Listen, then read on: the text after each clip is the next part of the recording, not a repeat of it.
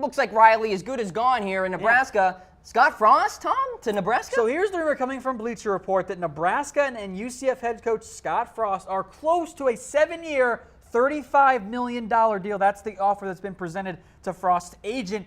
Of course, it's interesting because A, Scott Frost is the head coach at UCF, and B, Mike Riley hasn't actually been fired yet. So I find this very interesting. And this is why it's the coaching rumors, folks, not the coaching facts. Now, I will say there's always some backdoor stuff going on. No one just kind of walks in and they immediately agree to a deal. There's always some backroom chatter, some back channel stuff going on. So this is plausible. I just find it curious that it comes out before Nebraska's fired Mike Riley. Now, if they're doing that and they're getting work done with Scott Frost, this is what I'd ranted on in our CFB preview show and in previous shows, that Nebraska had to get going. They had to fire Mike Riley so they could go work with Scott Frost. If they're already doing it, I guess maybe they don't need to fire Mike Riley, but it's kind of shady. It's kind of like, okay, Mike Riley, here's a giant middle finger for you. Seriously.